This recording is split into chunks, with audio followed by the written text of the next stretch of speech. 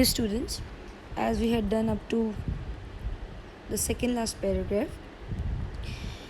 Next देखिए, so as प्रशांत जो था, he had just decided to seek out his family. So now he just wanted to go away from his friend's house without any delay.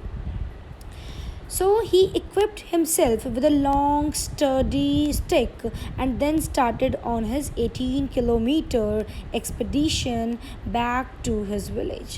तो कहते हैं अब उसने अपने आप को किसके साथ इक्विप कर लिया, क्या उसने अपने साथ लिया, एक लॉन्ग, सीधी, लंबी वाली, एक मजबूत स्टर्डी स्टिक को ले लिया और उसने अपना 18 किलोमीटर की यात्रा को शुरू किया अपने विलेज के लिए, क्योंकि 18 किलोमीटर्स था ना अरसामा से उसका जो विलेज है. एक्सपेडिशन यात्रा village through the swollen flood waters, और इस बहुत स्वॉलन फ्लड वाटर जो कि बहुत ही ऊपर तक भरा हुआ जो फ्लड का वाटर्स था उसमें से रास्ता तय करके जाने की उसने सोची, उसने डिसाइड किया. It was a journey he would never forget. तो ये ऐसी जर्नी थी जो कि वो कभी भी नहीं भूल सकता था. He constantly had to use his stick to locate the road. तो उसे कॉन्स्टेंटली उसे बार बार स्टिक का यूज़ करना पड़ता था ताकि वो रोड को लोकेट कर सके. And determine where the water was most shallow, और उसे क्योंकि ये देखना पड़ता था कहाँ पे वाटर ज़्यादा डीप नहीं है, शैलो है. At places it was waist deep and progress was slow. At several points he lost the road and had to swim. After some distance he was relieved to find two friends of his uncle who were also returning to their village. They decided to move ahead together.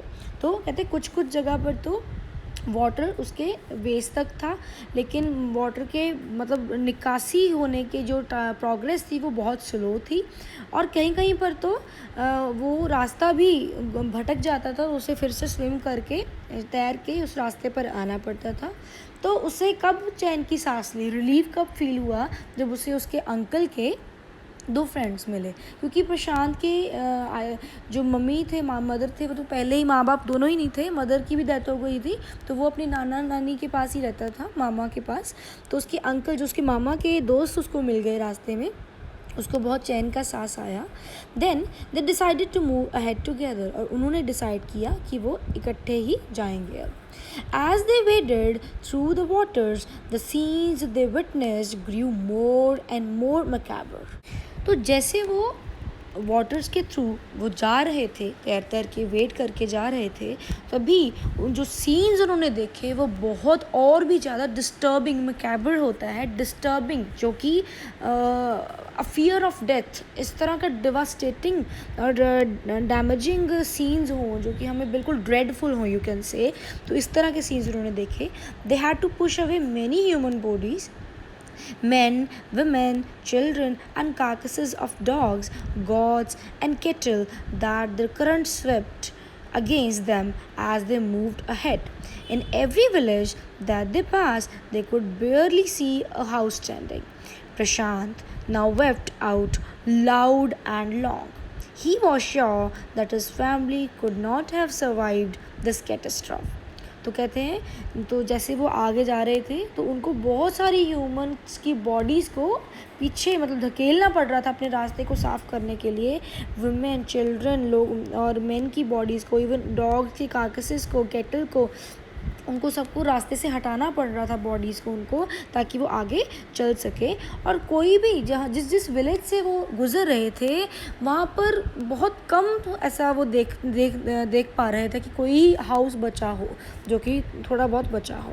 और अब ये प्रशांत ये सब कुछ देखकर बहुत और ज़ोर से रोने लगा, क्योंकि अब वो श्योर हो गया था कि उसकी फैमिली तो इस कैटास्ट्रॉफ को इस जो ये डैमेज था, इस इतनी बड़ी जो मतलब कैजुअलिटी है घटना को, बिल्कुल भी वो सर्वाइव नहीं कर पाए होंगे. ठीक है. Eventually Prashant reach his village Kalikuda. His heart went cold. Where their home once stood, there were only remnants of its roof. Some of their belongings were caught. mangled and twisted in the branches of trees, just visible above the dark waters. तो कहते हैं तो इस तरह से प्रशांत eventually at last अपने घर पे तो पहुंच गया, लेकिन अब वो बहुत ही मतलब थम रहा था, उसका दिल थाम के खड़ा था वो, क्योंकि वो जगह जहाँ पे उनका कभी घर हुआ करता था अब वहाँ पर जस्ट उनके छत के कुछ बचा कुचा पार्ट, रेमिनेंट्स क्या होता है, बचा कुचा ही पार्ट रह गया था, और उनकी बहुत सारी बिलोंगिंग्स जो उनकी चीज़ें थी वो ऐसे बिखरी कहीं कहीं पे पड़ी थी, कुछ तो ट्रीज़ के साथ मैंगल हुई थी, लिपटी पड़ी थी, बिल्कुल गारे के साथ मतलब सिलवटी हुई थी, और जस्ट वाटर के वो जो ट्री की जो ऊपर वाली टहनियाँ हैं वहीं से दिख रही थी, विजिबल हो रही थी, क्योंकि वाटर का लेवल देखो भी ट्रीज को भी उसने डुबो दिया है, यू कैन से. Okay, so young Prashant decided to go to the Red Cross shelter to look for his family.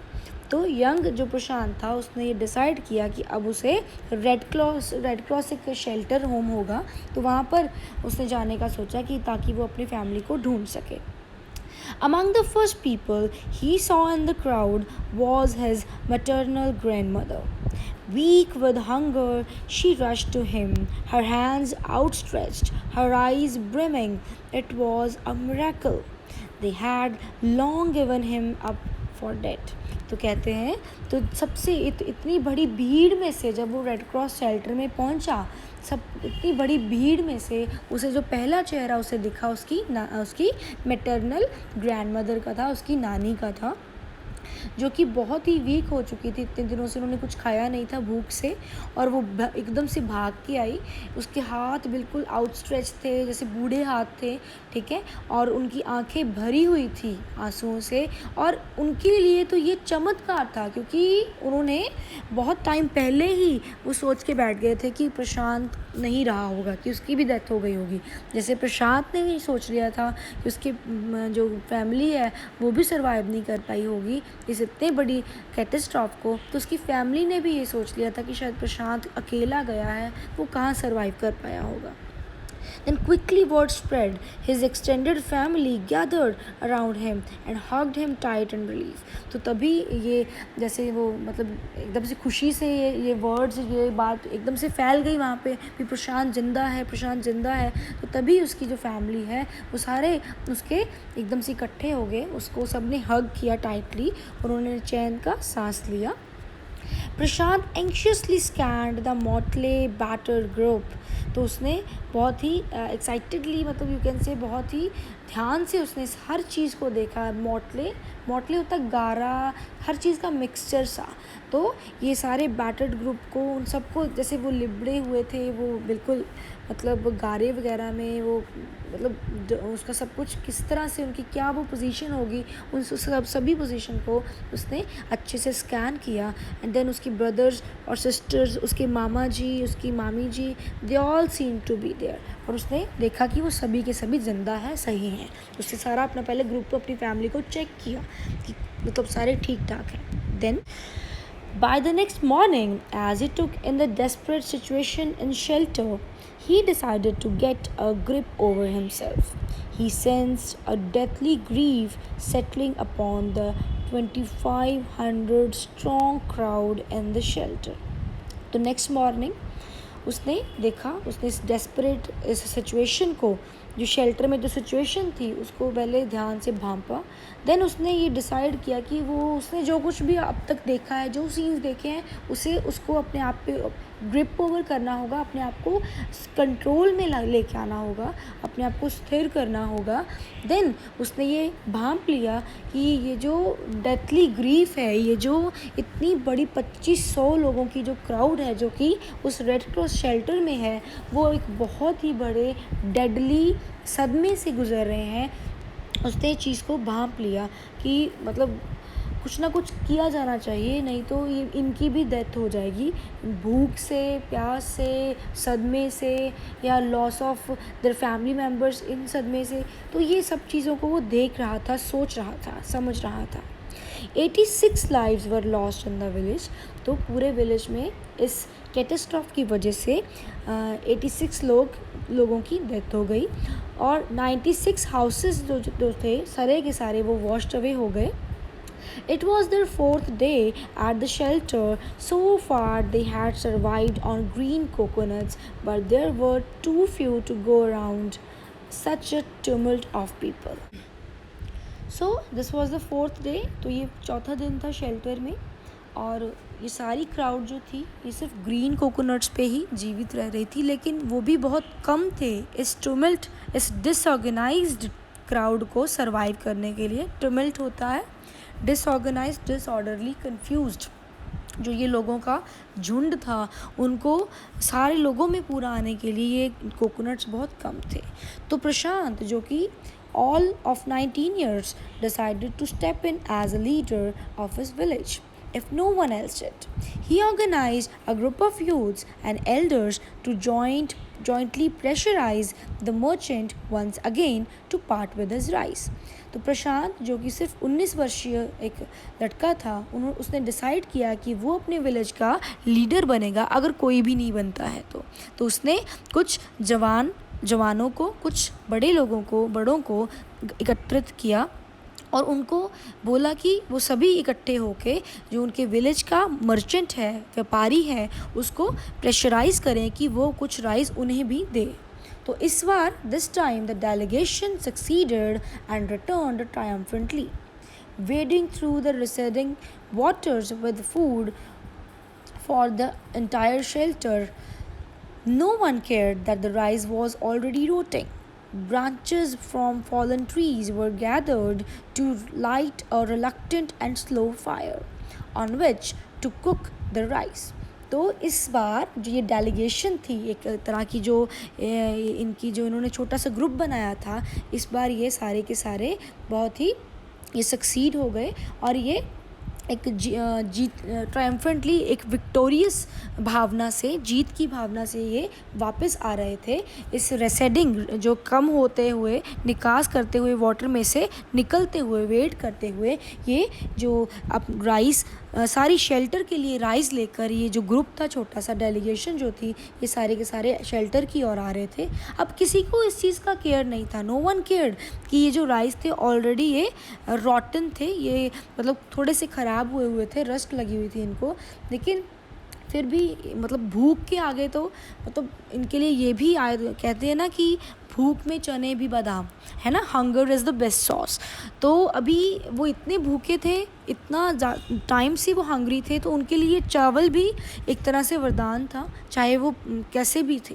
ठीक है. तो अब ये जो थी गीले, आपको पता है कि सुनामी की, इसके साइक्लोन की वजह से, पानी की वजह से ट्रीज़ की ब्रांचेस भी गीली होंगी, लेकिन किसी तरह से भी इस ग्रुप ने ब्रांचेस को इकट्ठी किया और एक रिलक्टेंट, वैसे तो रिलक्टेंट का मीनिंग होता है हेजिटेट करना, लेकिन ये रिलक्टेंस यूज़ किया गया है आग के लिए. रिलक्टेंट आग, जैसे कि जब आग जलने के लिए मतलब विलिंग नहीं है. क्यों विलिंग नहीं है? क्योंकि लकड़ी गीली है एंड बहुत ही कम लो फ्लेम में ही आग लगेगी ना. तो उन्होंने किसी तरह से मैनेज किया एक थोड़ी सी स्लो फायर को जगाने के लिए, जिस पे राइस को कुक किया जाए. For the first time in 4 days, the survivors at the cyclone shelter were able to fill their bellies. तो इन 4 दिनों में पहली बार जो ये सारे शेल्टर होम के सर्वाइवर्स थे, इन्होंने बेचारों ने पेट भर के खाना खाया, अपनी बेलीज को, अपने पेट को भरा. So his next task was to organize a team of youth volunteers to clean the shelter of filth, urine, vomit, floating carcasses, and to tend to the wounds and fractures of the many who had been injured. तो अब इस जो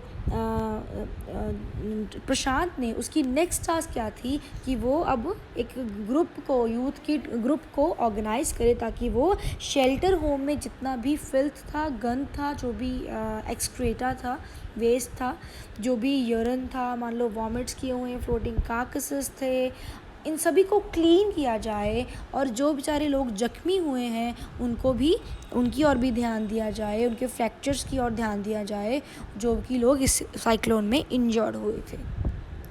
सो up to this we will do today. Okay, just read this chapter up to this and do the following question answers. Thank you. Have a nice day. We will continue with the next part.